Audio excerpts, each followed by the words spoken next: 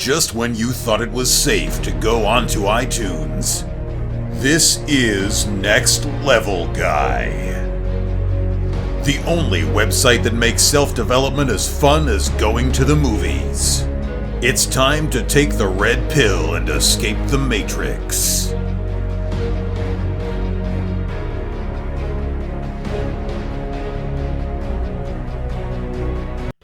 Hello and welcome to the Next Level Guy Show podcast with your host, Ian Dawson-Mackay. Next Level Guy is a men's interview, interest and improvement website where I interview the greats from all industries to help others better their lives. Listen to the experts in their respective fields being quizzed and learn something. January, it's a month that everybody wants to get into shape with New Year's resolutions, but most people never get anywhere. They let their excuses stop them. A common one is age. Surely you can't get into shape if you're getting into your twilight years. Wrong. Today's guest is Steve Taylor. Steve is 63 years old and is in phenomenal shape. He looks so good he recently won an IFBB Masters Physique Pro card. So, what is it that makes him successful? What makes him look so good? Let's find out. But before we get to the interview, a quick word about the affiliates. Now, I've built up some awesome deals with some amazing companies. These allow me to obtain some special discount codes, deals and listener exclusives. Please go to www.nextlevelguy.com/affiliates for further information. If you want to get fit, internally and externally, then you need to try some of the awesome fitness gear and supplements that Onnit.com make. From steel maces to the amazing cognitive enhancer, Alpha Brain, to a truly amazing line of kettlebells shaped in the guise of animals and superheroes, and so much more. If you go to the checkout with your basket and you enter Next Level Guy, all one word, in the discount codes section of the checkout, you'll get 10% off any eligible items in your basket of great supplements and fitness gear. They're also offering a number of free trials and supplements you should take advantage of. Trial which one works best for you before you commit to a full bag. For others, I'm particularly loving The Natural, the Pick-Up Video Guidance course by Aristides Marks, which aims to help you become a natural woman. Ross Edgley's awesome new book, The World's Fittest Book, which provides some awesome advice on training, health, nutrition and building a successful life. It showcases the philosophy and the tactics he used while he was just finishing swimming around the UK without going on dry land once. And if you're like me, you love Amazon, then feel free to abuse my Amazon link to get some great discounts and bargains, including a Kindle. It's currently my favourite gadget for passing time when travelling. I do web searching on it, I watch movies and TV shows, I read ebooks, and I'm truly loving my Harry Potter series, and I don't care what anybody thinks. It's a truly awesome buy for you or as a gift for someone else. There's so many other great offers from companies like MyProtein, Under Armour, The Protein Works, Bulletproof Coffee, MeUndies, Gainsbox, Dollar Shave Club, and so many more. For all the free trials, special deals and information, just go to www.nextlevelguy.com/affiliates. Now, let's get to the interview with Steve. I hope you had as much fun listening to this one as I did during the interview. Enjoy. So if we take it right back to the beginning, and say we met in a gym or in a bar or something like that, you had 30 seconds, how would you describe who you are and why you're well known? I mean, physically it's obvious, but... Yeah, my persona and my image has sort of gotten attached to this physical old guy that's freaky fit, and that's my niche in the fitness industry these days. And the older I get, the better it works for me, as long as I stay in this kind of shape. But and I've come to accept it. I like it. I get a lot of mileage out of it. The attention that an old man gets it's kind of fun to remain relevant, and I'm just happy to be able to beat somebody at anything at this point. So can you tell me a little bit about your upbringing? Were you always the physical child? Is there a kind of, I don't know how to say it, like, the gene in your family, you got a strong father, brothers, sister, has there always been like a very sporty gene? What would you say to those people who are saying, well, maybe his family just got really good genetics? Were you an outlier? That's honestly not true in my family. Everybody in my family was fairly athletic, as far as like football and basketball and that kind of thing in school. But the thing that got me going as far as what I do now in the gym is the fact that I was a tall, skinny, always self-conscious about being too skinny when I was in school. And guys, a lot of guys want to be big. They want to be strong and muscular. I always liked that look, and it was so far away from what I was born with that I started. That's what got me going to the gym to begin with. Is I just wanted to improve my what I perceived as a skinny, scrawny, tall, kind of a geeky guy, and excelled at improving that way more than I ever expected to. Kind of one door opens another, and I ended up someplace that I never would have expected. Was there a turning point to this, or did you always just feel you needed something and it just slowly sort of spiraled? Because when I was looking at your your Instagram, it's just phenomenal when you look at the shape that you're in. Was there a turning point that made you want to go down this road? Did you not fancy the likes of like powerlifting, Olympic lifting? What kind of motivated you towards the bodybuilding aspect of it? Well, as a young man, there was no such thing. I mean, I compete in men's physique, which is a relatively new category. There was always been bodybuilding, and they're kind of the big, thick, gorilla-looking guys, and I was always attracted to that and kind of wanted to try to do that when I was young.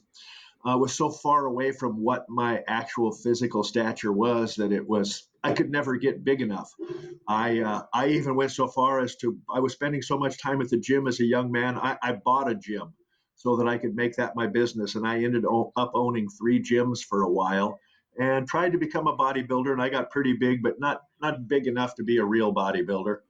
And so I just kind of forgot about that and went away from it for a while. And then they came out with this new category, which is men's physique, and I just call it skinny bodybuilding. Really, it's a kind of a long, lean, muscular male model kind of a look, which was just about perfect for what I had, where I was at that time. And so I just basically uh, decided to do one. And I really didn't get started in the competitions until I was older. I was almost too old when I started.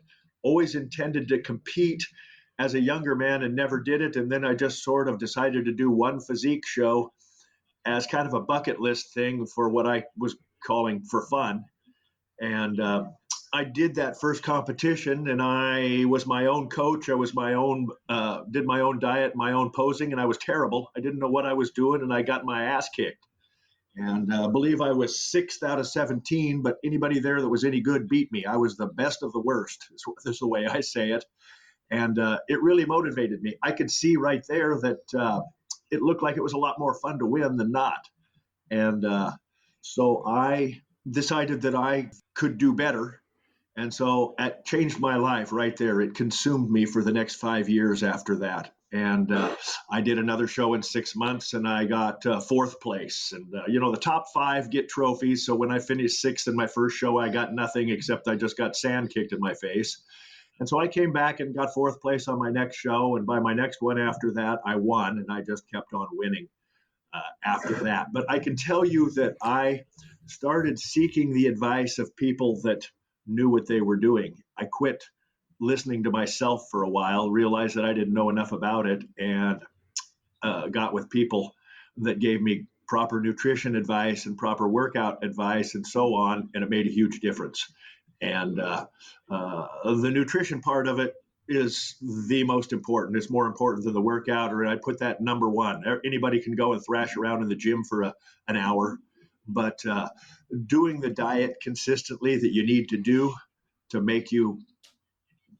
bring you to that, no pun intended, next level is critical. You can't do it without it. Was it to say you can always get better in the gym, but you can't outwork a bad diet? It's always that moment of like they're 8% made in the kitchen, 20% made in the gym. So was there somebody that you looked up to back when you were a kid? Were there particular role models like Arnold Schwarzenegger or Lou Ferrigno? Who was the kind of people that you watched in TVs and films that you admired, or was it just the guys in the gym that you wanted to be like? Well, Of course, the number one that everybody in this sport, I think to this day, still looks up to Arnold as the ultimate. He is just a legend like no other. But I, of course, didn't have any aspiration. I mean, to me, like we were talking before, that wasn't realistic. And I just ultimately at the time thought I would just be happy with a better physique, with what would be considered a good physique.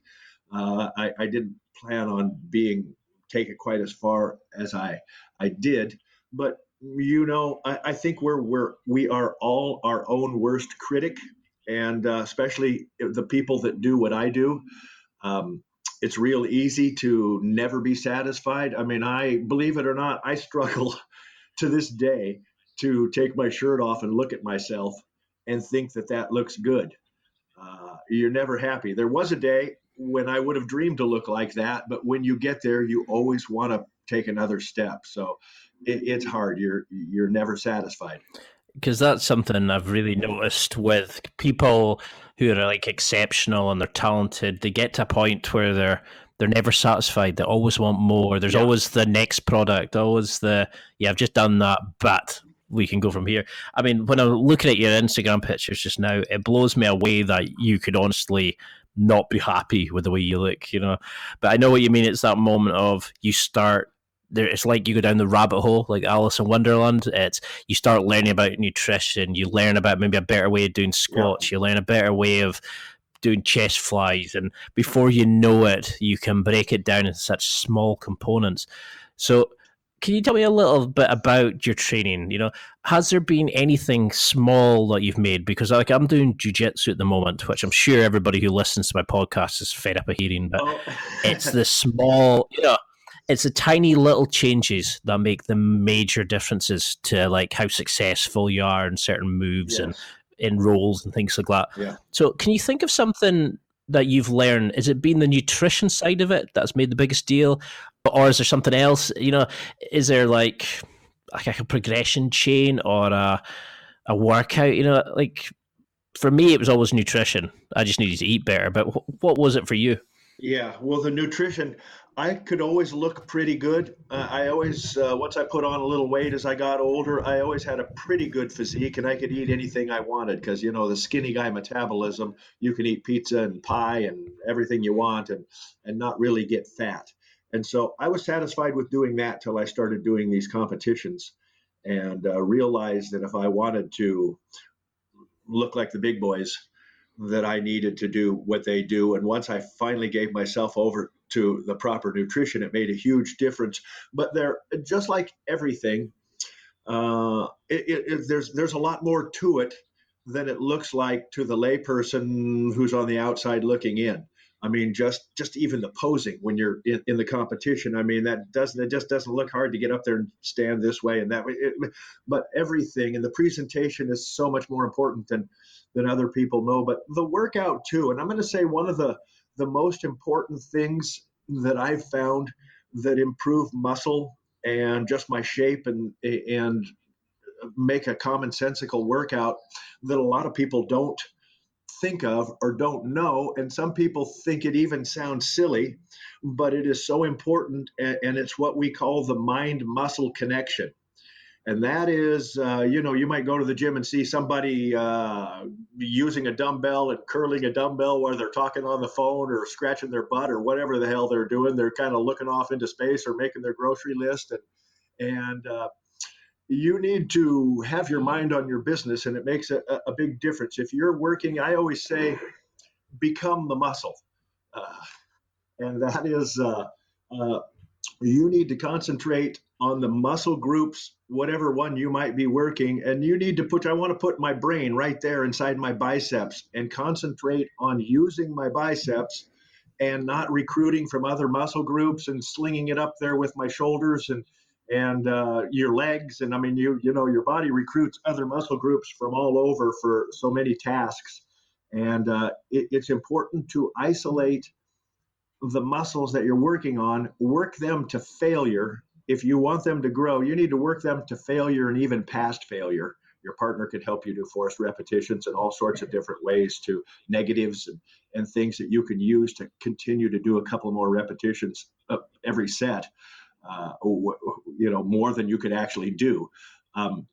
And that mind muscle connection, though, is just critical. And it whatever body part you're working, you just really need to have your mind on what you're doing. And I mean, if I'm working my biceps, I stare at my biceps. My left one is smaller, so I stare at that left bicep the whole minute and just concentrate on using that muscle and burning that muscle as much as I possibly can. And the biceps are an easy one. Some of the other muscle groups, like any kind of a back exercise where you're doing rowing pull down, like overhead pull downs or any kind of a rowing motion where you're pulling something towards you. Of course, that requires your arms, that requires your biceps, but that's a back exercise. And when you're working on your back, I need to concentrate on pulling with my lats or pulling with my traps, or, and pretend like you don't even have arms. I mean, yes, your arms are doing it, but your mind is on that muscle in your back. And it feels like, if you're doing it right, it feels like you're doing that with your back, and your arms aren't even having anything to do with it. So that's just huge. And a lot of people don't really realize that, or, I mean, they'll see me with my eyes closed, concentrating as I'm doing my sets. And they, what are you doing? And I said, well, are you meditating? And I said, well, yeah, kind of, I am. I'm concentrating on what the hell I'm doing. And it's such a... I was just listening away thinking, yeah, I learned that to a small section. The guy I used to train with, he would get me into actually feeling the muscle as you're lifting. And it was amazing to me. I could actually feel it. Instead of just going through the motion, I could actually slow it down and really feel that muscle working. And I love the way, that you can feel like you can feel the passion there. You were talking about like how the different muscles are working, and I could feel like in your head that you could actually feel each thing, like each part, like the car engine, kicking away, and you were analysing the feedback and checking like the rev rate and stuff like that, and like it, to me, like I kind of just go, I need to work on my arms. Whereas to you, you're looking at my biceps slightly lower, things like that. Do you analyze these things on a daily basis? How do you monitor the situation? Is this like, are you like a normal kind of bodybuilder and goes away and like gets measured and progress photos? Is there anything differently that you do? Well, I do it. I mean, I kind of take runs, especially at my age. I have to be a little bit careful because I have physical issues that I work around. So I'll go into and believe it or not, even at my age, I can still gain muscle a little bit, but I have to do it.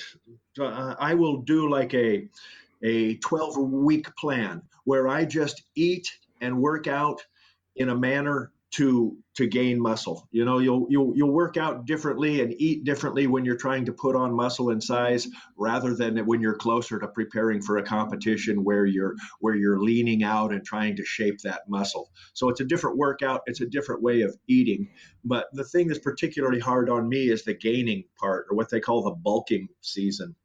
And so that's hard on me. I have trouble. I have to force food down. I don't get fat, and I will put on a little more fat when I'm doing that. But I've trained my body, and I can control of the weight of my body and do what I want to with it because I've been doing this for so long. And the more you do it, the easier it becomes, and the better your body responds. Well, one of the main reasons I wanted to speak to you was I've started this like new setup where it's like new year, new you, and I'm trying to get experts on where everybody wants to change at the start of the new year. Everybody's going to go to the gym. They're going to get into shape. They're going to do X, Y, Z, and then they start falling away and say, "Oh, I can never get into shape. Or I'm too old. I've got kids. I can't do this. I've got no time, etc." And you're the perfect example of somebody who's not let their genetics hold them back. They're not letting the usual excuses. And that's why I wanted to get you on, because you're in phenomenal shape. You're a lovely guy. You promote bodybuilding in such a great light. And I thought you were the best person to get to come on, because you blow away all the perceived BS excuses that a lot of guys are holding. And it's great for them to see that, yeah, you can do it. no matter what age you are, there's always the capability. So, what would you say to somebody just now, for example, who's listening, saying, well, maybe he was always in great shape? He mentioned having a gym. Did he just need to top up his muscles? Did this explode in the quality of your look, or were you always just relatively strong? You just needed to figure out how to become more ripped? No, no, I was actually not very strong at all. I played football in college, but back then, I mean, we went to the weight room a little bit. I was particularly weak, actually. I was a tall, kind of a thin, and not very strong compared to a lot of my teammates. And I never considered myself a strong guy at all. And I have become that way, and I got a lot stronger than I thought. I also notice myself losing strength now, even though my body will stay looking about the same as my age creeps up on me. Some of that strength has gone away, and that's kind of alarming from a mental standpoint. People look at me and still think I'm strong as hell, and I'm compared to the average guy, I am, but not in my world. I'm not particularly strong. And of course, I've gotten to a point where I don't worry about that. Uh, it's not what I'm trying to achieve, and I don't have to beat anybody up. So I don't necessarily worry about my strength. I worry about what I look like because that's what I do, and I actually make money with that even at my age now, and it's fun. It's fun. I'll tell you, the one thing that I think, if I could put one thing on how I ended up going as far as I did, and basically overachieving for an old man, thick waisted white guy in my world, I'm an overachiever for sure. And in that passion for something that you want really bad, is probably the number one thing that can help anybody get to whatever it is that they want. This requires, to get to the level that I'm at, you really, really have to want to get there bad. I mean, it's consumed my life. I have to be honest. People ask me, how do you look like that? And everybody wants a silver bullet, that secret that tells them how to look like that. The trouble is, I think everybody really knows there is no secret. Everybody has a pretty good idea what it takes, and it's just dis- discipline and perseverance. And it's kind of it takes a longer time. You can't do it for 3 months and you feel like you've been doing it. You do this hard and heavy for 3 months, and to a lot of people, it feels like, at that point, it feels like they've been doing it for 3 years. You stop and look at yourself, and the changes come so slowly. It's hard for you to see them. Uh, but but I'm telling you, this stuff works. It's discipline and perseverance and a belief in the process. And is that where you think majority of modern men are going wrong? Is it that I mean, can every guy do this? And they're just not doing it because, they maybe don't have the discipline, they don't have the knack. The skills and the experience and the knowledge is out there. Do you think guys are just not doing it because they just don't commit to it? Yeah, Or why do you think you've been so successful compared to other guys who maybe go to the gym? And is it just that you kept going and pushed it, and you know yeah, what yeah. would you attribute your success to, and why do you think people fall by the wayside? Yeah, I do think that. I think I wanted it a lot worse than most people. I mean, everybody looks at that and says, "Oh, wow, I'd love to look like that." But when you start getting into start having to do what you have to do it, life is full of so many other things, and it's one of the reasons that I didn't really excel to the point that I have until I was older. As a young man, I had to chase women, I had to drink, I had to pay my rent, I had to go to work every day and stay up at night chasing girls. And I love the order of that list. That's a brilliant way of doing it. so I was into the gym and all that, but I didn't eat right. I couldn't eat right. I didn't keep the regular hours. Uh, it's a whole new world. It changes your life. It's a lifestyle to get to the point that I'm at, where you're on a national level. And it's you really have to want to do it bad, and you have to have the patience and be able to devote the time to it. I eat 6 times a day. I'm either shopping for food, fixing food, eating food, cleaning food up, getting ready to make more food, or going to the gym to do my workout. And when family get-togethers on the 4th of July or Christmas or whatever, I'm the guy that shows up with a piece of fish and some rice in a Tupperware container while everybody else is barbecuing hamburgers and hot dogs. And it's no fun. If everybody wants to go party and have drinks, maybe I'll be the designated driver. And so there's a lot of things that you can't do that are just daily life things that people enjoy doing. And if it's not as important to you to, as it is to me, you're not going to get to that level. And whereas somebody else might have a passion for something else, and nothing stands in their way for that. For me, it was this.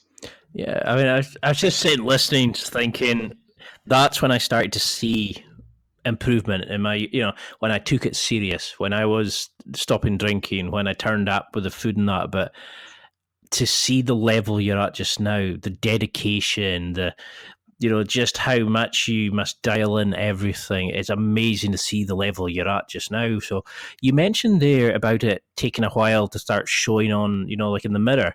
So what were the change? How did you notice you were getting better? Was it just that you were lifting heavier weights, or did you start feeling internally different? Was it more just what you saw in the mirror, the slow progression, or like what changes in the way you feel and act and indicators should a guy who's starting on this journey look for? Yeah. I think that I was discouraged, like anyone when they first start out. It feels like that it doesn't work for me, and everybody else looks good and I don't, and all of that. And it's sometimes because when you're really wanting to improve and you wake up every morning and look at yourself in the mirror with your shirt off and you don't see any difference every morning, day after day, and you can get a little discouraged. Then and actually, if you're doing it anywhere near correctly, you honestly are making improvements that kind of aren't coming fast enough to suit you, and you don't notice. But you'll run into somebody that hasn't seen you for 6 or 8 months, and they'll go, "Holy cow! Look at you! You look great. You must be going to the gym." And I don't even know. I'll say, "Really? Really? Well, wow, thank." And it's so inspired. It inspires more enthusiasm to go back and really hit it some more. And once you can get to a point where you see your strength going up, and you get to a point where you see little changes in your body, all of a sudden you start to have a little bit of shoulder sticking out there, and you got a bump here or a bump there that you never knew existed before. And it's really, if you wanted it as bad as I did, then that's really inspiring. And it wants to make you work harder at it. And of course, once you start looking pretty good, then it's good for your confidence, and you really start to delve into the intricacies and all the little things that make a difference in this sport. And you just kind of gather steam, and you just get better and better at it, and your body gets more and more used to it. And again, that nutrition, that's what'll make a difference. And it's hard to, a lot of people want to bulk up and put on muscle, but they don't want to be fat. It's really, I won't say it's impossible, but it's near impossible to put on muscle and lose fat at the same time. You kind of have to do one or the other. In my sport, you gain weight and gain muscle in the wintertime. That's the off season. And then you melt it back off in season. And so, yeah, but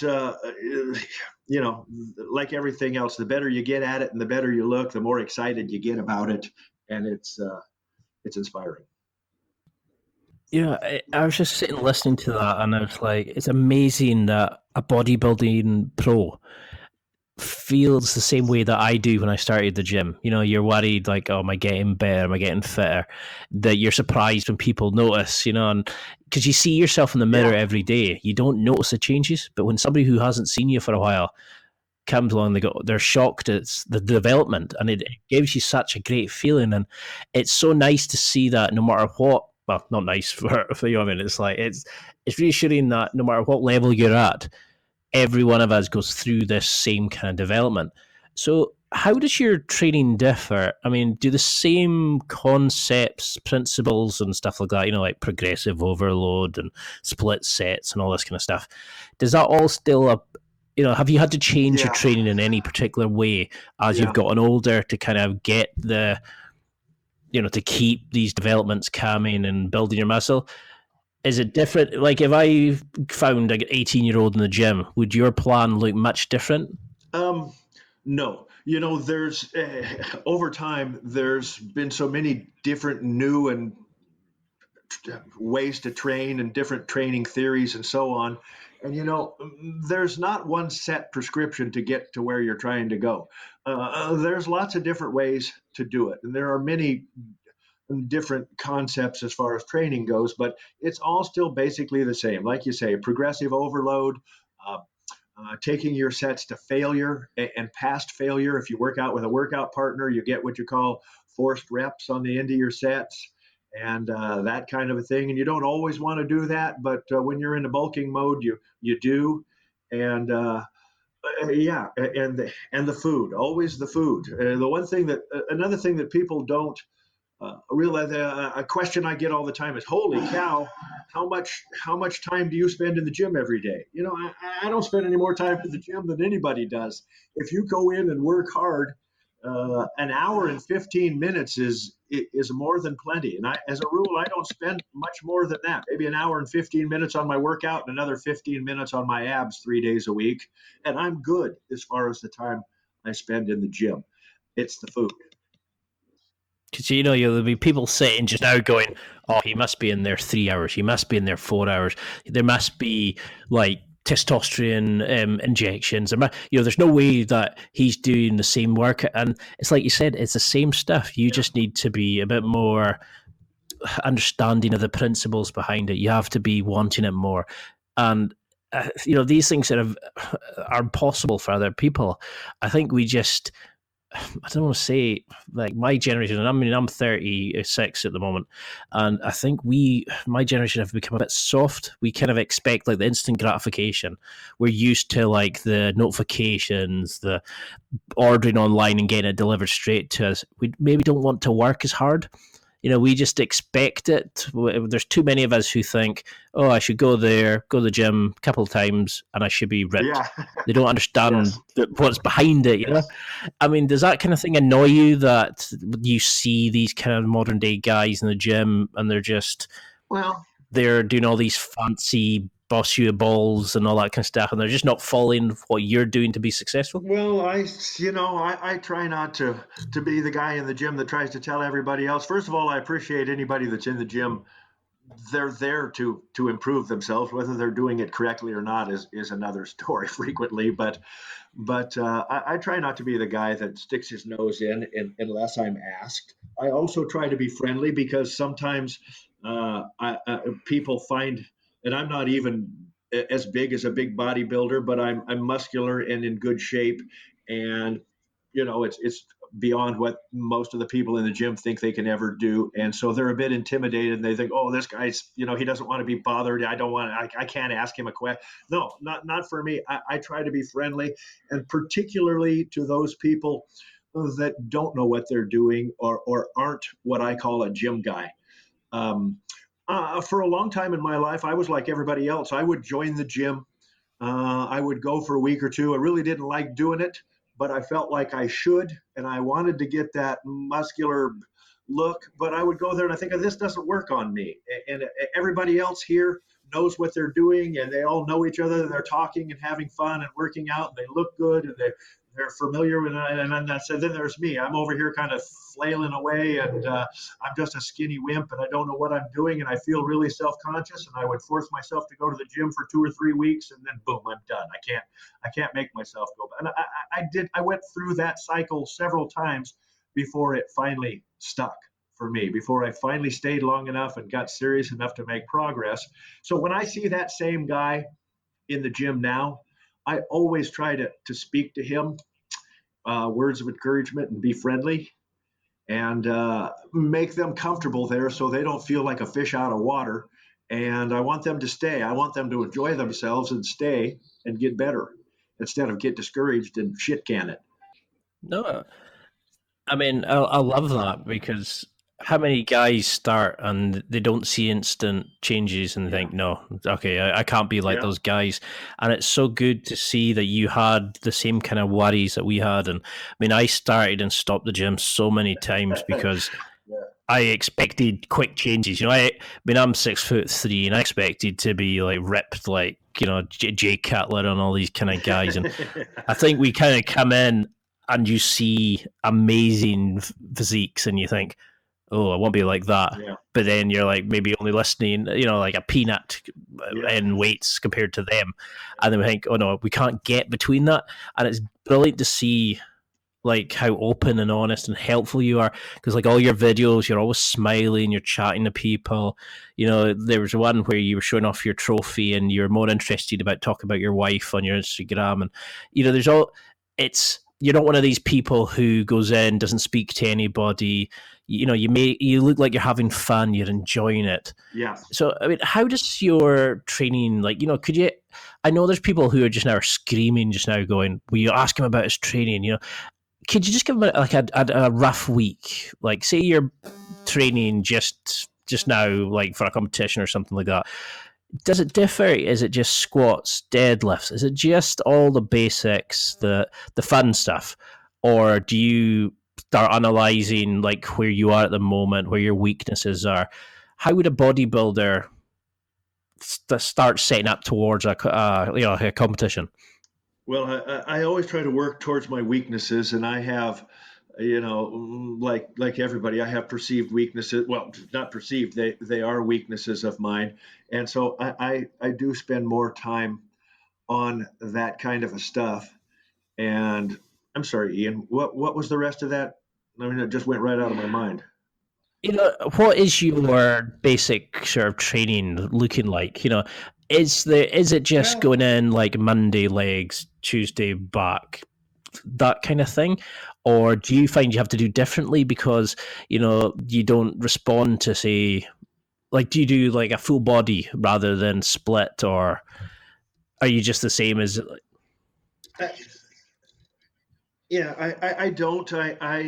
I'll do. I work different body parts on different days, and I work them in a cycle. I usually do a couple of body parts per workout. Like I'll do chest and triceps one day, uh, um, shoulders and biceps one day, legs one day, back and shrugs, or just kind of mix it up a little bit. And I also the one thing, and most people know this, but a lot of lay people wouldn't be aware of the fact that you need to mix it up. I mean, maybe one chest workout, you're going to use the free bar bench press, and you're going to use the incline bench press machine or cables. Or what you don't want to do is every day that you have work on your chest, you don't want to go to the through the same progression. In other words, I always use the free bar bench press first, then I move over to cable flies, then I move over to an incline machine, and people get their favorite things that they like to do for each body part, and they want to do that over and over again. And you need to, in order to force your muscle to grow, you need to use what they call the confusion principle, which is, you'll work the same body part in different ways on different workouts. So your body, your muscle, it's smart. If you use the same weight and use the same progression of movements every time you do that body part, your body gets used to what you're asking it to do, and it will do that, and it'll just do what you ask it to do. In other words, there's nothing forcing it to compensate and get bigger. So you need to trick it. You need to cross it up. You need to push it past what it can do. Push it to failure and do it in different ways every time you work that muscle. And by that, in that manner, your muscle has no choice but to compensate by getting stronger.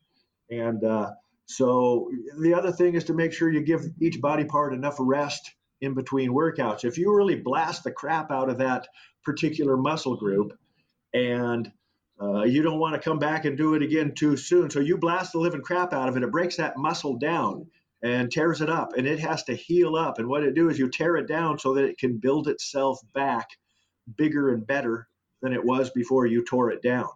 So if you work everything too frequently or overtrain or spend too much time in the gym, that muscle doesn't have time to repair and grow. And literally, people can spend too much time in the gym and get worse results than if they were spending less time. If that's why you need to work smart. It's amazing to think that into that there's people who are spending 3-4 hours and they're actually making it worse by doing that. So what would you say? I mean, if I went and had a look at your training logs, for example, would you say that you follow like the standard kind of philosophy, like 5 sets of 5, 3 sets of 8? Is there anything different than what you're doing to kind of to allow for your age, for being a slightly older guy than maybe some of these younger paps in the gym? What is it like? Because I mean, I'm approaching 40 now. So I mean, I know that I need to get better recovery. I need to be sleeping. I need to be eating, etc. But I mean, would it be the same 3 sets of 12, or do you have to follow some of these other principles and different things, or do you just have to keep mixing it, or? Well, because I'm an older guy, I think that the way I learned was kind of what would be considered somewhat old school. It's tried and proven. And I try to keep my ears open to other and more progressive ways to train, but they're all basically a variation on the same theme. And so I think for the most part, there are certain movements and certain exercises that I avoid. Sometimes a couple of them completely now because of the fact that it's just too hard on my body to do it. When I squat, I don't squat too often anymore with just a free bar squat because my back hurts so bad and my knees hurt, and I got that kind of thing going on. I have to warm up real good on everything, but I, because I've gotten where I am, I can tell you that maintenance is a little easier than, you have to work harder to make grow and improvement and maintaining, which I do more of now. And because it's hard on my body, it's hard on anybody's body a little bit too. If you are working, improving, and growing, you're busting ass. Because if you're not growing, you're not improving. And I think a lot of people that go to the gym think they're working hard, and a lot of people really don't have a concept of just how hard and how much pain you need to subject yourself to get where you're trying to go. It's you need to man up, nut up, and grind. I call it the beautiful grind.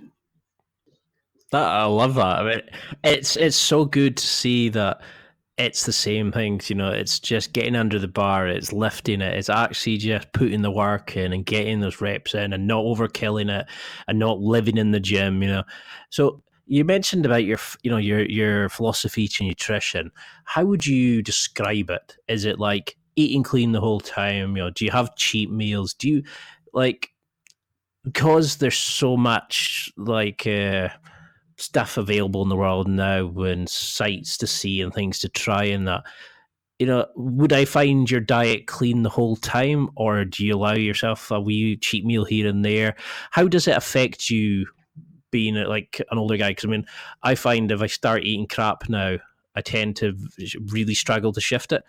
Do you have to be different in terms of nutrition at this age? Well, you do it long enough. I eat pretty clean most of the time. And of course, it depends on the situation. If I've got something that I'm prepping for, I don't do competitions so much anymore. I've got over into, I do videos. I do a lot of videos geared towards older people, fitness videos geared toward older people. And I've been lucky enough to do photos and videos. And most of my stuff that I do is geared towards seniors because it's not that, I mean, I'm in good shape and I can be competitive with the young guys, but I don't, I mean, and there's a lot of young guys that look as good as I do. The thing that makes me unique is that I'm 63 years old and I look like that. And so the freaky old guy is kind of my niche in this market. But as far as the eating, yeah, I eat 6 times a day, and I think that's critical. I mean, a person needs to eat 5 or 6 times a day, and that's really hard to do when you're trying to hold down a job or you've got things going on in your day.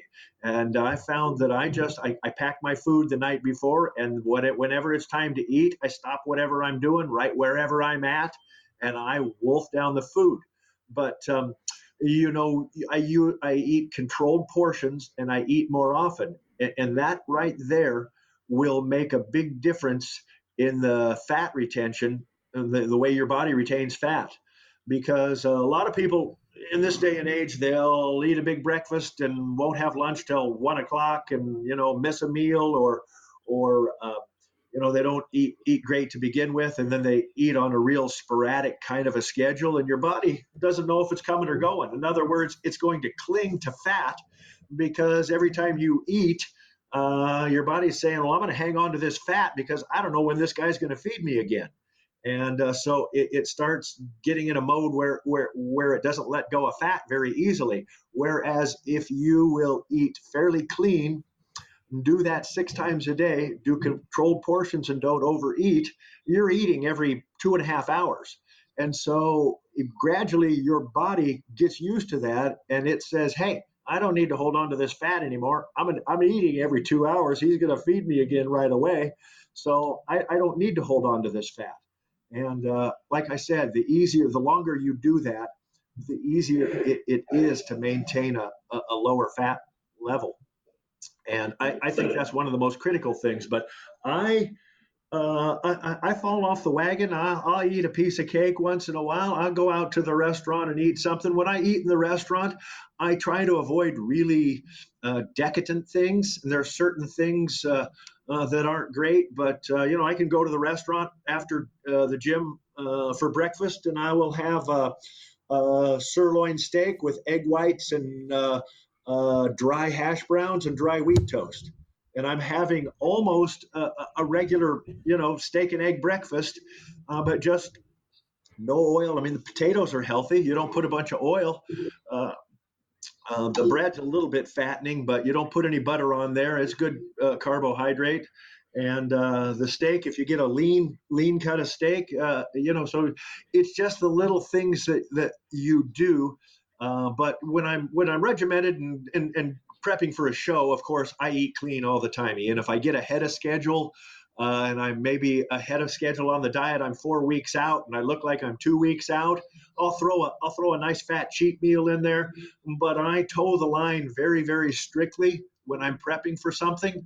The rest of the time, I just try to eat with some common sense and keep it pretty clean. There's a ton of stuff that you can eat, and you don't have to go hungry. I don't diet. I'm never hungry.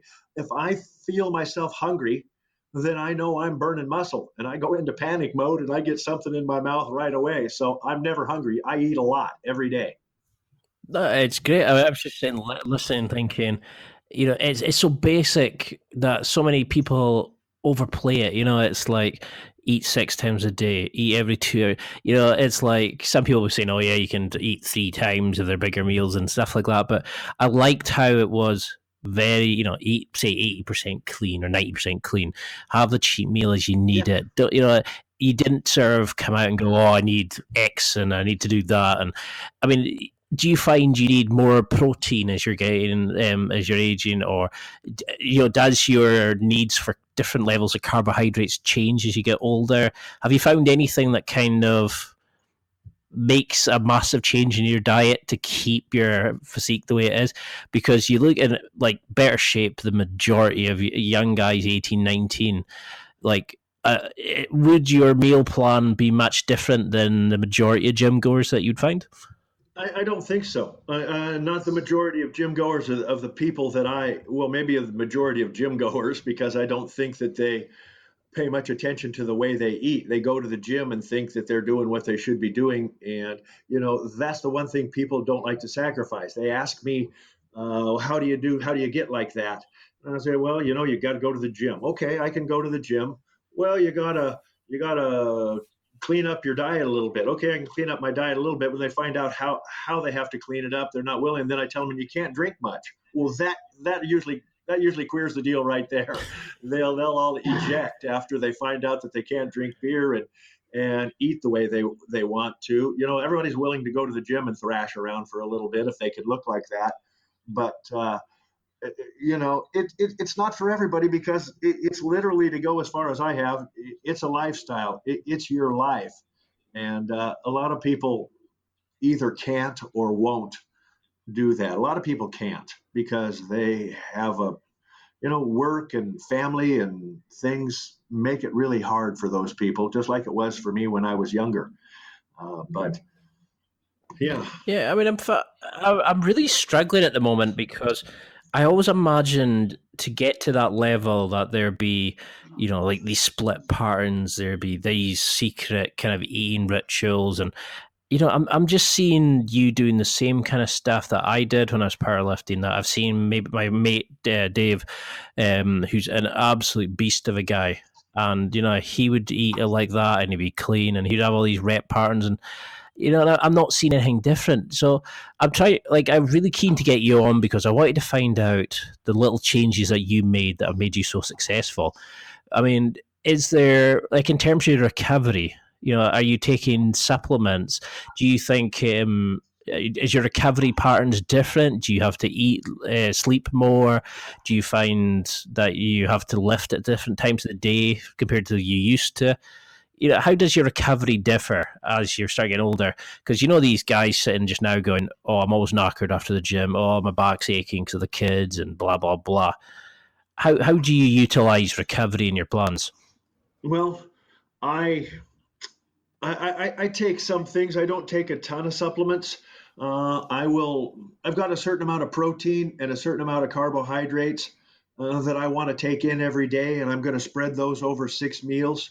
And I'll use protein powders because at 200 and I'm 230 pounds right now. My stage weight is 222, and I'll get down to 3.5-4% body fat. If I don't get down that low, I don't win.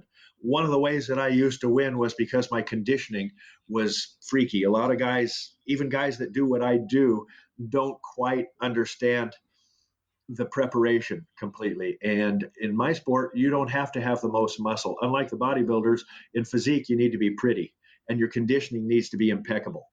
And learning how to do that is huge. But for my recovery, BCA, branch chain amino acids, I take them 2 or 3 times a day. I try to gather a lot of my protein and a lot of my carbs for the day around my workout, before and after, and in the vicinity. As the evening wears on, my last meal of the day will just be protein only, with no carbohydrates whatsoever. I like to front load the carbs and basically gather them around my workout on both sides of my workout, and then taper off. But I've got a certain amount of protein and carbohydrates that in my mind I want to take in each day. And so whether I'm eating in a restaurant or whether I'm eating at home or whatever, I keep that in mind with what I'm ordering or what I'm fixing. And again, like I said, I don't go hungry at all. I basically, to put it in basic terms, I've got several items in the protein column and several items in the carbohydrate column. And the way I make a meal is I pick one from each column, put it together, and make a meal. And I do that 6 times a day. And the proteins, everybody knows them, but egg whites, chicken breast, turkey breast, lean beef, maybe not quite as often. Fish, any white fish or shellfish, all good. Eat the crap out of that stuff. Carbohydrates, breads and muffins and things like that, no, out. Um, Rice, white rice, brown rice, potato, sweet potato, oatmeal, cream of rice, those kinds of things, they're not all that exciting. As far as sauces and butter and things, no, not really. But there are things that you can season your food with. Salt-free seasonings I use. Salsa, you can put salsa on anything and make it taste better. And mustards also. Salsa and mustard are two things, and they have flavored mustards. So that's two things that I use as often as I can. I don't use mayonnaise or ketchup or any of that. I use salsa. I use some kind of a mustard or flavored mustard. I also use sugar-free pancake syrup. on some things, on my oatmeal, on my egg whites. I use salsa or um, sugar-free pancake syrup, either one, on my egg whites. And a lot of times I'll take 12 egg whites in the morning and 12 egg whites in the evening. So I have so much of it every day that I get tired of cooking it up. And sometimes I just put it in a shaker cup and put a scoop of protein powder in there and just slug that stuff down. Uh, I buy liquid egg whites at the store, and I'll eat 25 egg whites a day.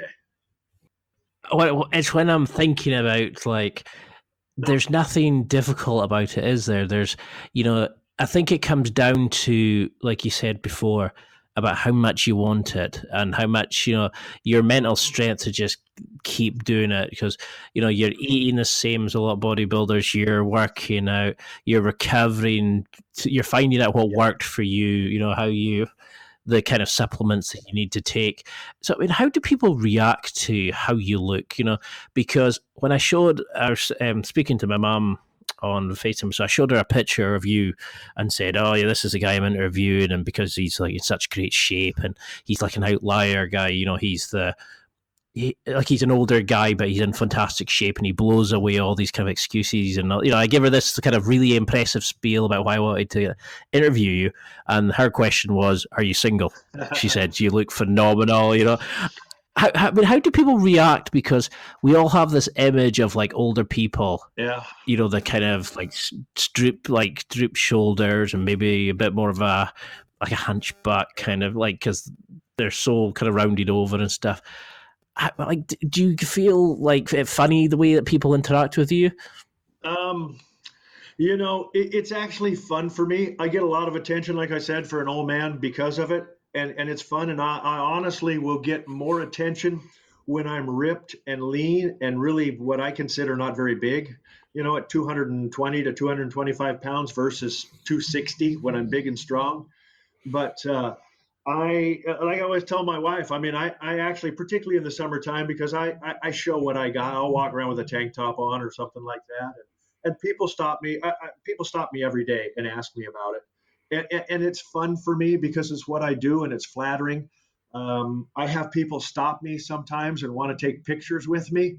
And that's fun. I always used to tell my wife, believe it or not, people stop me on the street and want to take pictures. And she'd say, oh, bullshit. That's no. So finally, when we were in the airport in Pittsburgh after a show, and within 15 minutes, two people stopped me and wanted to take pictures. And my wife had to hold the phone and take the picture. And I was so happy that finally somebody did it while she was standing right there. But no, it's fun for me. I like getting that attention. I think people that do what I do have a certain amount of ego, and they don't want to admit it, but I will admit it. It makes you egotistical. You worry about the way you look probably too much because it's what you do. But it's fun for me, and sometimes it comes at inopportune moments, and people want to ask you questions that have a 4-hour answer, which is basically, well, can you tell me what your diet is or what your workout is, or I mean, there's no real answer to that question without spending hours. So I mean, they mean it well, and I'll tell you another thing that I get all the time, Ian. Young guys will say they mean it. They mean it as a compliment, and I appreciate it, and I take it that way. But I can't tell you how many young guys tell me, "Well, what? You're 62. You're 63 years old. Well, I sure hope I look as good as you when I'm your age." And I realize that's a compliment, but of course, most of them probably should wish they looked that good now. Aye. I mean, I love the way that you can feel the passion, you can feel the intensity. You're not like some of the guys I've spoken to in the gym. They like you said, the ego's there. That they're not interested in helping anybody, and you're so warm and friendly and approachable. And I think that's why you're such a great ambassador for like bodybuilding and for getting to shape and aging evolution and these kind of things. So, what would you want people listening who maybe think they're past their prime, who couldn't do this? What would you want them to kind of think and like, to remember in their head? Is it just that it is possible, but you do have to do the work, or what would you say? Yeah, it basically all boils down to perseverance and discipline, but you do have to really really want it because you have to put yourself through a real amount of being uncomfortable. And like I said, the beautiful grind and pushing your muscles past when people really think they're working hard, they're not working hard. They don't know, some of them, what hard work is in the real world. And so you just have to, yeah, it's possible, but it, perseverance, discipline, consistency.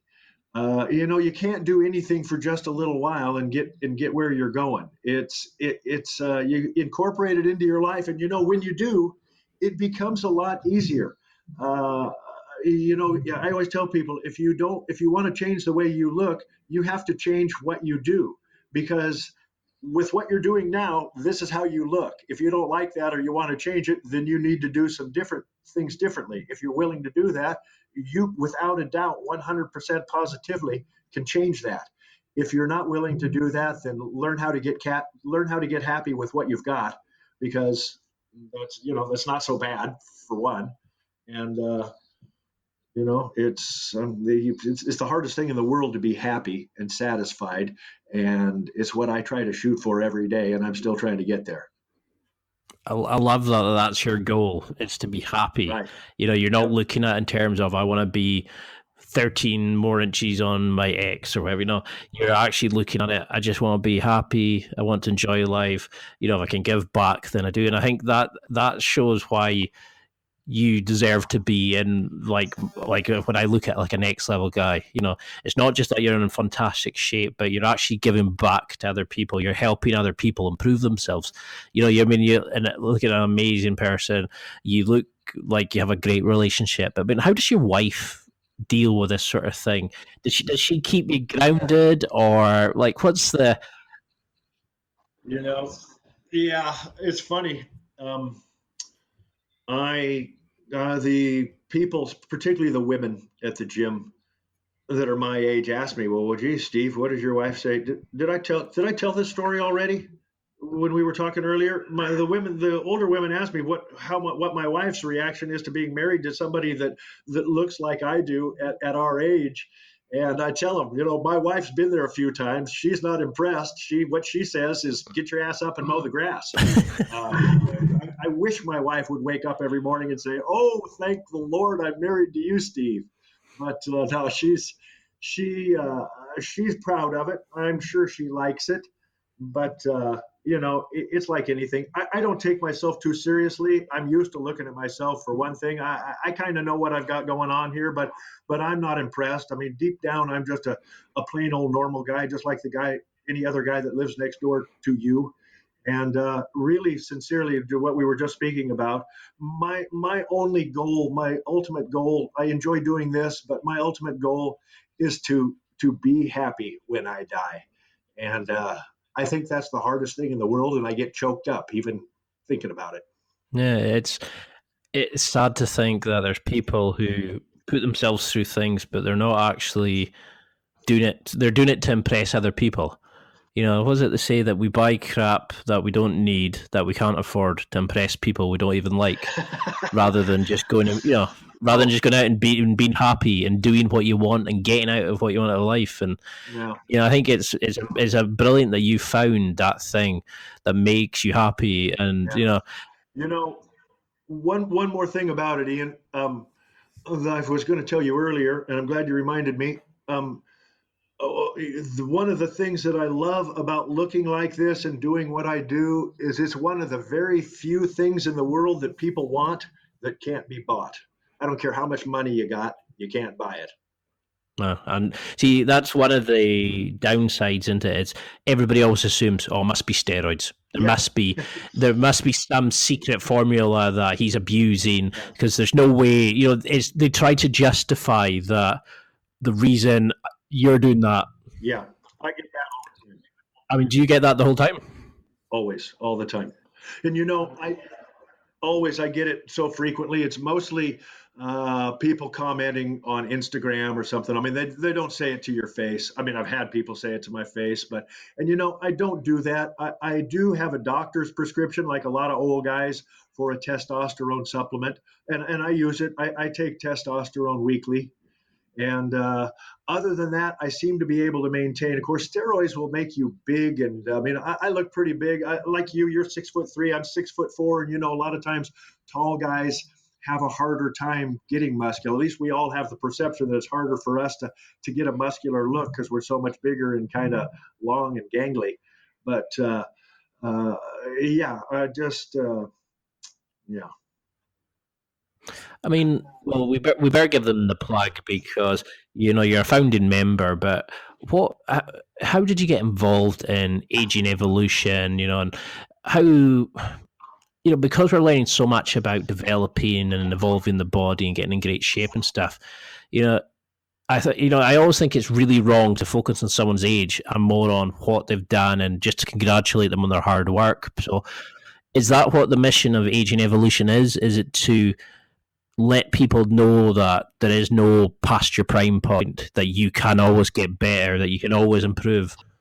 That's it. Their mantra is "It's never too late to be great." Is their little motto. But yeah, I got started in Aging Evolution. They recruited me when I was doing the national championships. I met the man that founded Aging Evolution while I was there. And of course, they were interested in me because I was so damn old, and still looked like that. But yeah, their mission is basically nutrition and fitness advice for the over 50. I mean, there are people that are in their 40s that are members as well, but it's a website and they have supplements and so on and so forth, and it's been a really fun thing for me. They've helped promote me, and I've got a lot of notoriety from being involved with Aging Evolution. And so yeah, I think it's great. One of the as I understand, the up and coming fitness, senior fitness is a huge growing part of the fitness industry now. Seniors are trying to become healthier and flocking to the gym, eating healthier, working out way more than ever before. And so it's really quite a thing that's taking this country, and I think worldwide. But Aging Evolution kind of helped put me on the map, and I helped put them on the map at the same time, and it's been fun. So it's agingevolution.com. And it's a pay website. You subscribe to it, but you can go look at, they have a page that you can go look at for free and browse around and see what they're about. And they do posting on Facebook and Instagram, and they're a sponsor of mine, and I like to promote them. I get lots of free tank tops and all sorts of gear. Everybody likes free stuff. It's one of the fun things about being where I'm at is that supplements and gym memberships and just little perks that I don't ever have to pay for anymore because I'm the legendary Steve Taylor IFBB Pro at 63. I just I'm kidding, of course. I was trying to think, like, how do I follow that? I just love. I mean, the fact that we've been on for just over an hour now, and I was really kind of sort of thinking about how much of your time I was taking, but it was that moment of it felt like 10 minutes, and it's so rare to find like you're so down to earth, you're warm, you're friendly, and it's. I can see why you've been successful. You're just grinding out the work, you're doing your thing, but you're giving it back. And I think that's the great thing about you is this is why I would love to have you on again. We can go into deeper stuff and really go into it. But I mean, what I'll do is I'll ask a few more questions and we'll tie it off. But what? Yeah, take as long as you want. I'm fine sitting here. I mean, I'm having fun. Well, if that's the case, then what we'll do, I'll ask you some of my favorites. Like, I want to find out a bit more about you. So let's go through some of the fast break questions. So if I throw out some prompts, if you just throw back what comes into your head, for example, apart from this one, obviously, what's your favorite podcast? Well, I'm not that much of a podcast listener. As a rule, I won't single out a specific one because I'm not a regular listener to any. But most of them that I listen to, believe it or not, are politically oriented. I'm kind of big into politics. I follow politics, and it's frustrating for me, like a lot of people. But it's like a train wreck that I can't look away from. So I'll when I listen to a podcast, it's usually something that I've heard about that's affiliated to a subject regarding politics that I'm interested in. It's like me with music. I can listen and I'll know a song because I like Yeah, the guitar on it or something like that, but I won't be able to tell you who the band was, or I won't know much of their album or whatever. And yeah. I'm terrible that way now. I need to pay more attention to certain things, but because I'm not a regular listener, I didn't even know about Next Level Guy until I heard from you. So I've listened to as waiting to do this, I listened to three or four of yours, and I like that. I've been as a regular regular listener of yours here just of late than anybody probably. I like it. I'm a new fan. So what would you? Yeah, well, I'm interested. I want to follow you now. Oh, you're a brave man. You're probably one of the only like four people that are on it. so, so what would you say? I mean, that's why I love the internet, because you can actually get close to meet people that inspire you. You're like, because when I seen you, I thought, right, he's the epitome of what I want. No, epitome is not the right word. He's like the personification of what my site was about. Was people living on a different level, who are maybe doing what everybody else is Yeah, doing, but they've taken yeah. it to the next level. They've been better. They're really at the top of the game. So, I mean, if you mentioned about having like a bit of cake and stuff like that, what's a guilty pleasure of yours? If you wanted to really be debauched, like, would you have some cream on that, or like what's your real guilty pleasure? Is it a certain band, or is it what are you ashamed of? Oh, what's funny is that once you start eating clean, like I said, it's getting in the habit, just like going to the gym or all the other things that you have to do this. Um, I get to where I don't mind it. I enjoy it. I'm used to it. It's what I expect. It's what I'm used to. And so I see stuff that I say, well, I'm gonna have a big pizza. I'm gonna eat the whole pizza, or I'm gonna have a piece of carrot cake, or I'm gonna have this or that. And frequently, even when I find myself in a position where it wouldn't hurt anything to do it, I have a hard time pulling the trigger. I can almost get it right to my mouth and then really not want to do it. And so I love pastries, though. If I had to pick something, I love pizza, I love burgers, but if I just had to pick probably the guiltiest pleasure, it would be decadent pastries. Oh, you're making me hungry now. I'm visualizing a few in my head. So, what would you say if you had to sum up like masculinity? If you had to give it a definition, what would you say? What makes a good man in your opinion? Well, I think as we get older, our opinion of that kind of thing changes. For me now, it doesn't have anything to do with muscle or it's to me it's maturity, the way you treat people in your life, your wife, your kids, the things that you enjoy spending your time doing the right thing when nobody's looking, and just just that those kinds of things that a real man that it's hard for anybody to do, to stay on the right track. And I mean, as far as I'm happy to have a drink or two, but I don't want to drink too much. I don't want to smoke. I don't want to subject people to ill treatment. um, I want to be a good person, and male or female, but you can really make a difference in people's lives, younger people and people that look up to you, and set an example for others, and be how be an example for them, and they want to be you, they want to be like you, and you need to be the right person for that, for people to look up to, and uh, the way you treat animals, and kids and old people and the kind of things that that a lot of people don't pay much attention to, don't care about, and those kinds of things are important.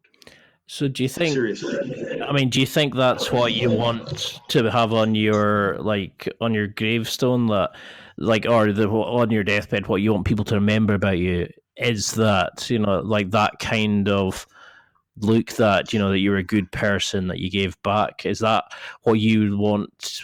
What is that? What gets you out of bed in the morning? What motivates you? Yeah, yeah, I'd like to be remembered. I'd like to be remembered for that. I try to be a good husband and a good father. Doing what I do, even at my age, I get on Instagram and take my shirt off, and uh, I get all sorts of solicitations. Ian, you have an Instagram account. I don't know how much of that you see, but I mean, honestly, I get naked pictures from women all over every day. I get offers, and I mean, some people are pretty sick. And, and you know what? It's all part of the game. It's all weird, fun, flattering, shocking. It's just incredible. But I wouldn't trade. I wouldn't trade any of it. It's just it's all the experience of my life, and it's just it makes me want to be a better person. My wife makes me want to be a better person, and I enjoy being admired by others and showing them that just because I still, could have something to do with other women or what, I mean, I love my wife. She's not, I get stuff from young women all the time. There are a certain number of young women out there that just like old guys. And when I look like I do, I mean, that doesn't hurt. And so I hear from them and get solicited by them. And I have no interest in that. And I'm proud to let people know that I love my wife and my family. I love that. I mean, that's the beauty of it, is that because you're so successful, it's easy to become egocentric and kind of like think you're above people and that. And it's so nice to hear you talking about your family and them being the inspiration, and them like that you love them, and that they're the people that you do this for. I mean, if you had your time again, would you change anything? Would you want to be like you are now? Oh, I've done some bad things in my life. Believe me, I've admitted all sorts of things that I wouldn't ever do over again. I mean, that's how we learn. But no, I wouldn't change anything. I've had an eventful life, and it's been a wild ride. And there have been really bad things and really good things. And I've leveled off. You mellow out and level off. And I've gotten to a place that I feel pretty good about myself. And I wouldn't change any of it because I think it took all of it to like you say, made me who I am today. I mean, I completely agree with that.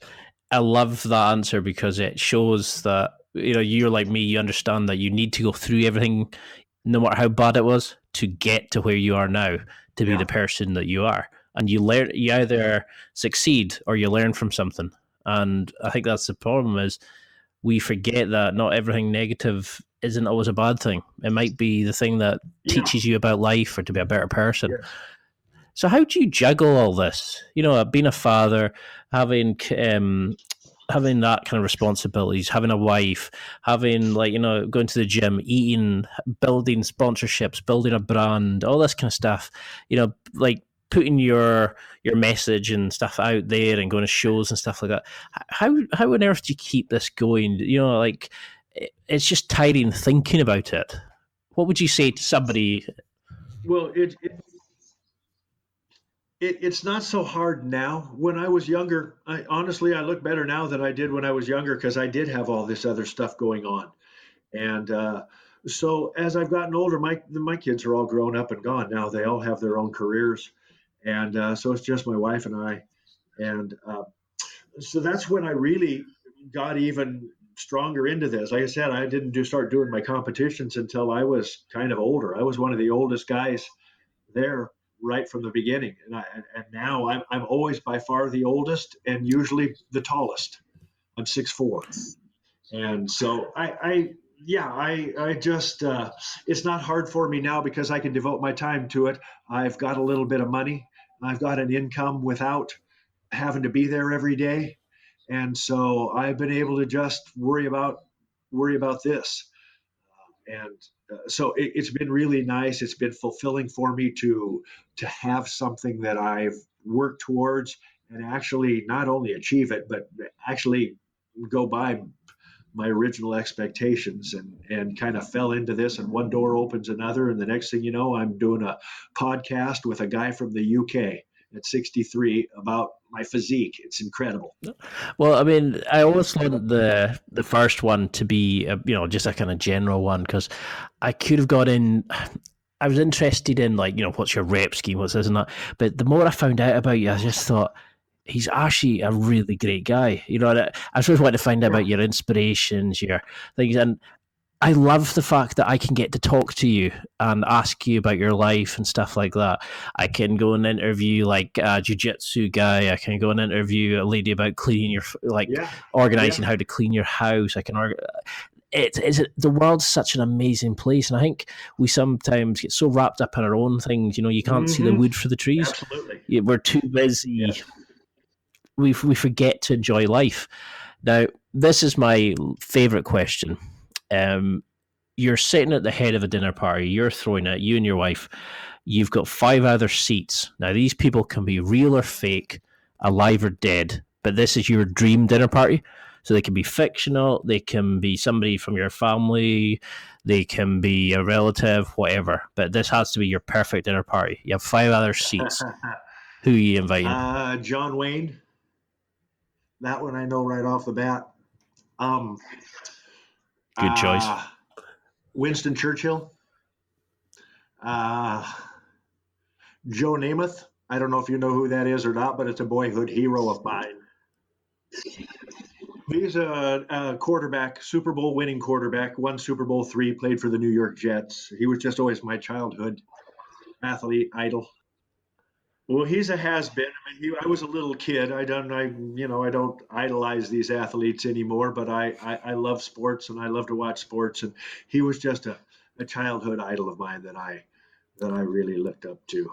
So let's see. That's 3. My dad, who's no longer living, and I don't want to take too long in deciding here, so I'm going to leave it right there. I mean, there's a number of people that I admire, but those are 4 that are my most admired. No, I mean, I'm sorry to hear about your dad, but he raised a... Well, I'm 63 years old. Well, so not a lot of guys. I'm not saying that he couldn't still be alive, but he's not. You can tell that they did a fantastic job. There's people I speak to who I kind of go, they kind of believe their own hype. And then I meet people like yourself who I just kind of go, that's the kind of guy I'd like to be. That no matter the level of success they're at, they're always willing to give back. They're always wanting to be a better person and help others and just be open and friendly. And that's like you were saying about what motivates you. That's the kind of thing I would love to be, like, to be remembered by. And I love meeting other people that are like that. I mean, is that what you want people to take from like an interview, that it doesn't matter where you are now, that you can do this kind of stuff, that there is... Yeah, absolutely. And as far as giving back, it's fun for me. I mean, I'm just not doing it for show or whatever. I love helping these young guys. I've inspired several just guys off the street that go to my gym that probably never would have done a physique show, and I help them, and it excites me. I get fired up. I want these young guys to do good. I want them to do better than me. I love this shit. It's so weird sometimes. Like, you think, well, they swear. When I always say, yeah, you can swear, don't worry at all. And some people just let rip, and then there's some you kind of think, oh, is he going to say it? Is he going to say it? I mean, I couldn't find a bad word about you. When I was looking through interviews, and people are always saying that you're smiling, you're joking, you're always like taking the mick and stuff, and that's what I like about it, is that you don't take life too seriously, and that you kind of motivate people. Yeah. And I think we sometimes forget that, and we take, we all think, oh, you got to go to the gym 6 times a day, you've got to be eating non-stop, you've got to be doing this, you've got to be doing that. And they forget to live life at the same time. And you're a great example of somebody that can do both. So, what's an unusual fact about yourself? Now, this is how I usually finish off interviews before the last one, but what's the thing that, apart from your amazing physique at such a unusual age, what's something about you that people are really surprised when they hear?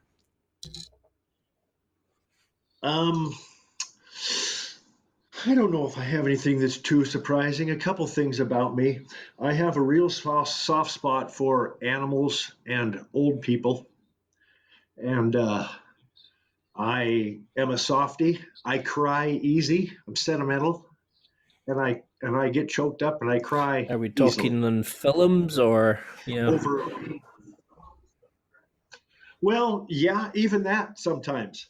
But just anything that has to do with my kids or anybody's kids or bad bad things that happen to good people. Uh, you maybe can hear me. I choke up right now just talking about it. No, I mean, and that's a good thing because it shows that you've got you can be emotional. It shows that you can actually, you're appreciative and tied into life. And I became an uncle. Like my oldest nephew is going to be 7 on the 16th of December, and it's amazing how they've inspired Yep. me to be a better person. So I can be like they can look at. I don't want them to ever think, oh, he's coming to visit, is he? I want them to be so excited and wondering what I'm doing. But it made me understand because I was getting bored and I was doing bits and bobs here and there. But when you see it from things from a child's eyes, the joy and the how everything's amazing and they want to learn about everything, and it really makes you think, Yep. yeah, I want to be Yep. somebody that they look up to, that they come to advice from.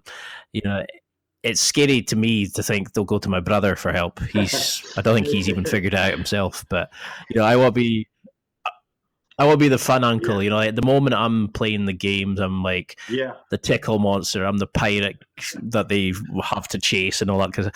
And it Yeah. just makes Yes. life so much fun. But I think I love your message. We need more people like you in the world that make other people realize that. So, I mean, I know we're coming up to about an hour and a half, and I'm so grateful for this. It's been one of my funnest interviews I've done in a long time. The fact that this is your first interview blows me away because it's like you've been doing these for years. It's been an absolute joy, and I would love to have you on again. But how can people find out more about you? How can people who are interested in following your career and getting in touch and seeing like training plans and stuff like that? I mean, apart from sending naked photos on Instagram, what's the best way to get in touch? Yeah. Yeah. Well, I don't know.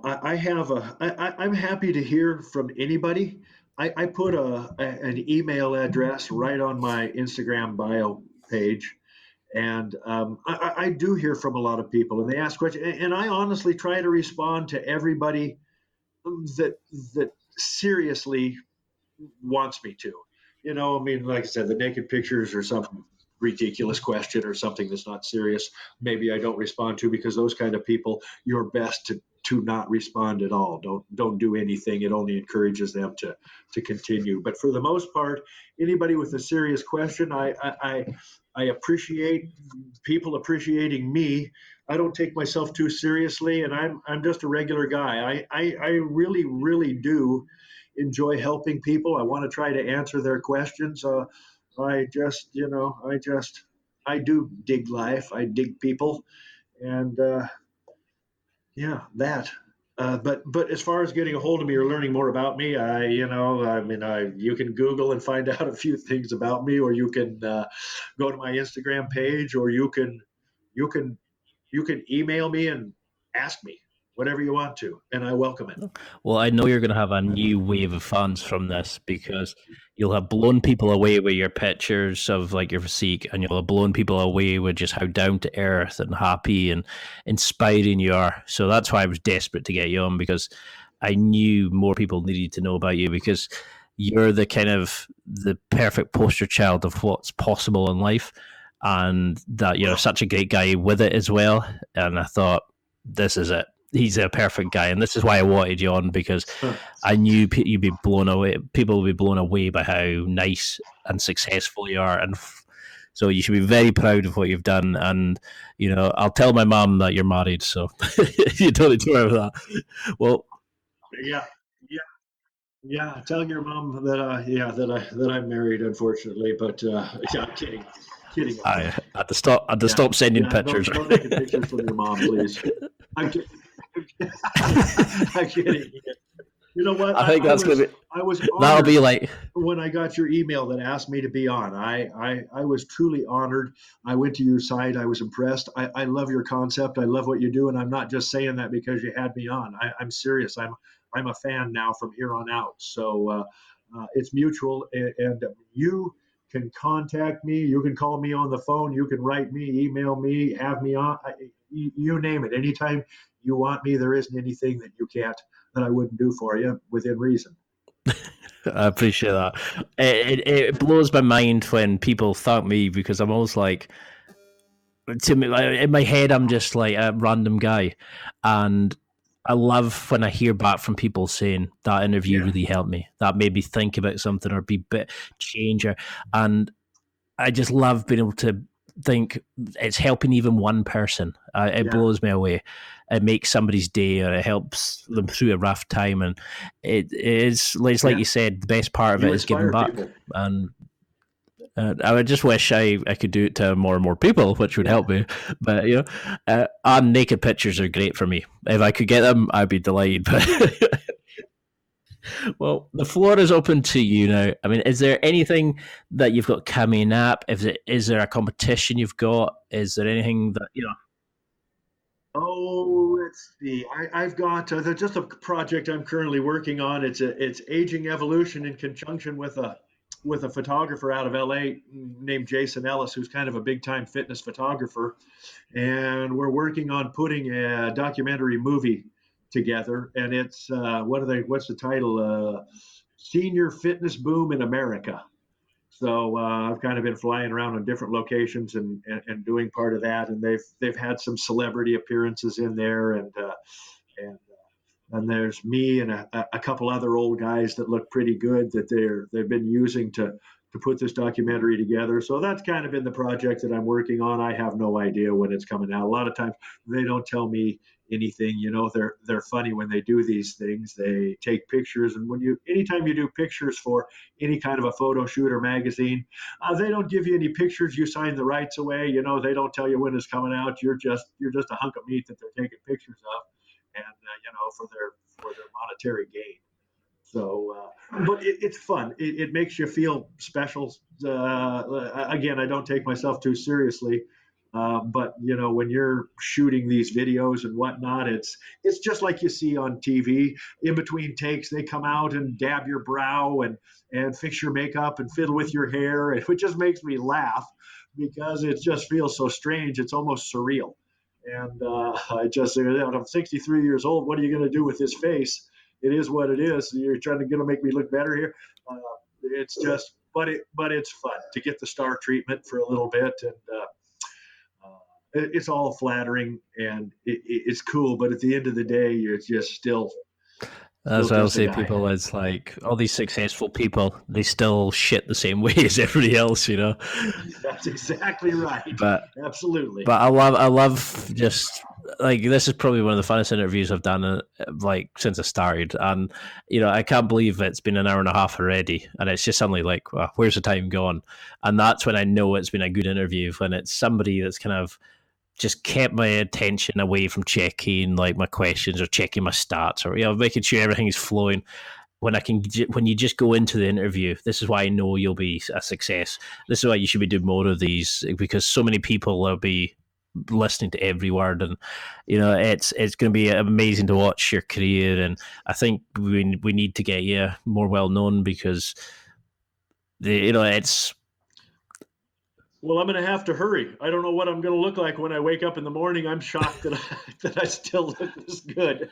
So we'll see. I'm just going to ride this pony until it drops. Well, I'm not going to look in any mirrors for the next wee while because I certainly don't look like that. Let's put it that way. Well, That's it for another week. Thanks for listening. Absorb it, practice it, use it. Until next time, keep trying to hit that next level in your life.